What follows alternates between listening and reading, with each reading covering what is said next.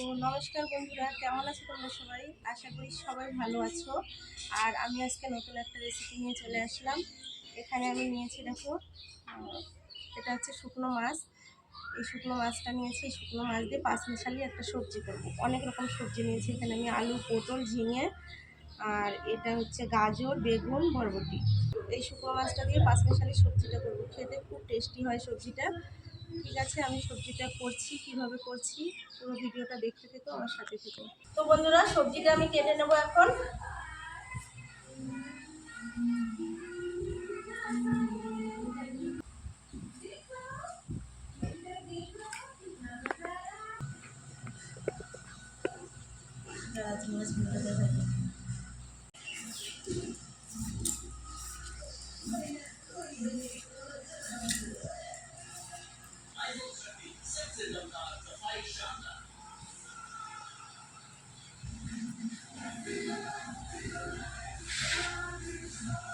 গাজর দিয়ে দেবো একটা। সব রকম সবজি দিয়ে সবজিটা করা হবে, পাঁচমিশালি সবজি হবে।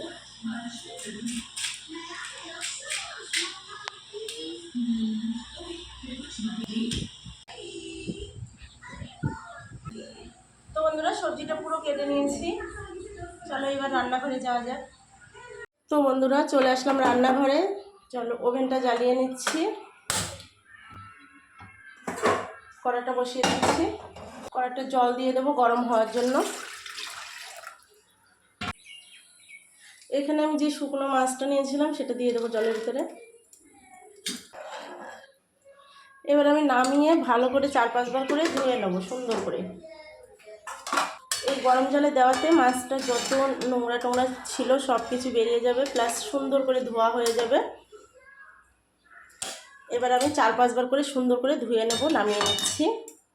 এখানে আমি তেল দিয়ে দিচ্ছি, রিফাইন অয়েল। তো আমার তেলটা গরম হয়ে গেছে। এখানে যে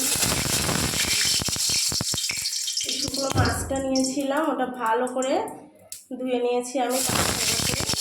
আহা, জল পড়ছে তেলের উপরে।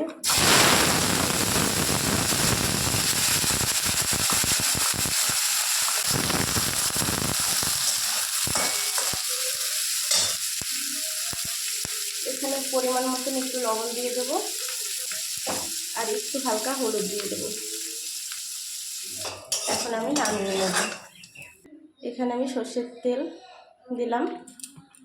আমি নিয়েছি শুকনো লঙ্কা আর পাঁচফোড়নের তেলের উপরে দিয়ে দেবো।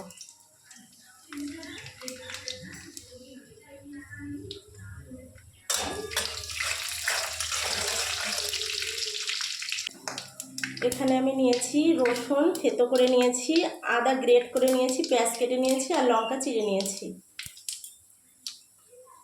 তেলের উপরে রসুনটা দিয়ে দেবো।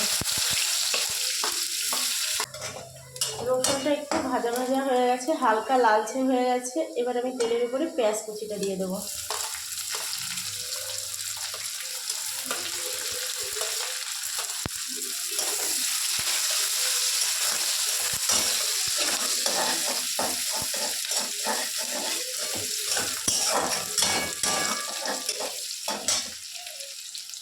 হালকা নুন দিয়ে দেবো।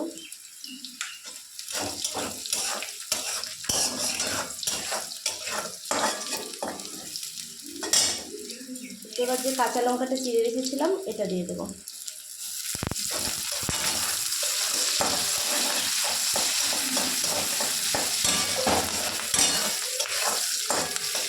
ভালো করে একটু ভেজে নেব। তো এখানে আমার মশলাটা ভালো করে ভাজা হয়ে গেছে, পেঁয়াজ রসুন সব। এখানে আদাটা আমি এখন দিয়ে দেবো। এবার একে একে যে সবজিটা কেটে রেখেছিলাম সবজিটা দিয়ে দেবো। প্রথম আমি আলুগুলো দিয়ে দেবো।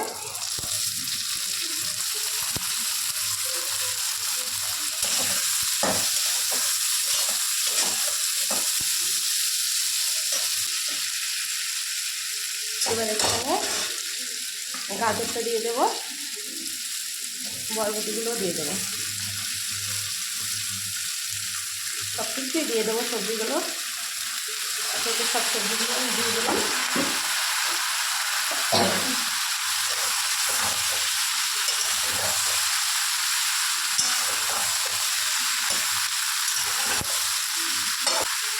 পরিমাণ মতো নুন দিয়ে দেবো, হলুদ গুঁড়ো পরিমাণ মতন,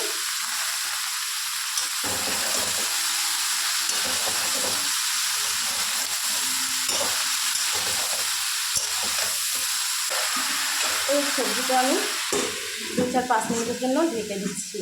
দেখা যাক কেমন হয়েছে।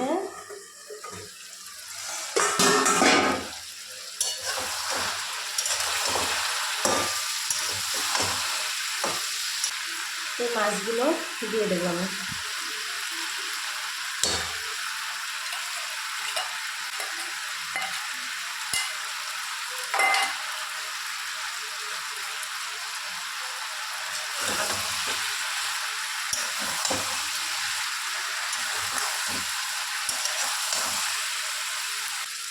তো এবার একটুখানি জল দিয়ে দেবো, অল্প পরিমাণে, বেশি জল দেওয়া যাবে না। এই সবজিটা পুরো শুকনো শুকনো হবে, তার জন্য অল্প পরিমাণে জল দিতে হবে। ভালো করে সব কিছু সিদ্ধ হওয়ার জন্য একটু জল দিলাম আমি। এবার আবার ঢেকে দেবো, 10 মিনিটের জন্য ঢেকে দিচ্ছি। 10 মিনিট জাল হয়ে গেছে, ঢাকনাটা খুলে নেব।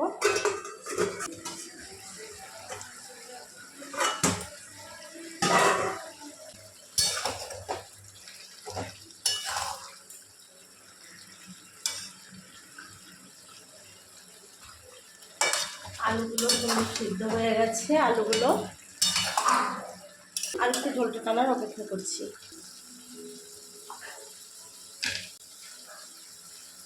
এখানে আমি আদা আর জিরা বেটে রেখেছিলাম, এটা আমি দিয়ে দেবো উপর দিয়ে। এটা হচ্ছে ভাজা আদা জিরা বাটা, সরি বন্ধুরা, এটা হচ্ছে জিরে আর ধনে বাটা। এটা ভাজা জিরে আর ধনে বাটা, আমি আদা জিরে বাটা বলে দিয়েছিলাম, সরি এর জন্য। এটা সবজি ছিল এই গামলাটায়, এর জন্য আমি এটাই নামাচ্ছি।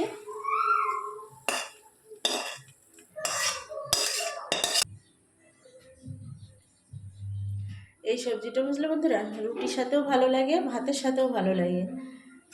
তুমি যার সাথে খুশি তার সাথেই খেতে পারবে, ভাত রুটি দুটোর সাথেই খেতে পারবে। আর যে যে খাও না শুকনো মাছ, তাদেরকে আর কি বলবো, ঘৃণা করো না, কেননা এই মাছটা অনেক লোকই খায়, আবার অনেক লোক খায় না। আমার ভালো লাগলো তাই আমি রেসিপিটা বানালাম, তোমাদের যদি ভালো লাগে তোমরা দেখো। রান্না বান্না কমপ্লিট, আমি এখন খেতে বসছি।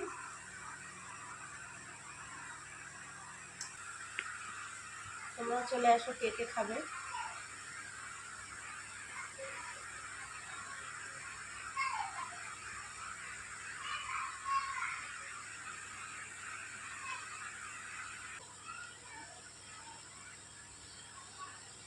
তো তরকারিটা খুব সুন্দর হয়েছে, তোমরা এইভাবে ঘরে করে খেয়ে দেখো।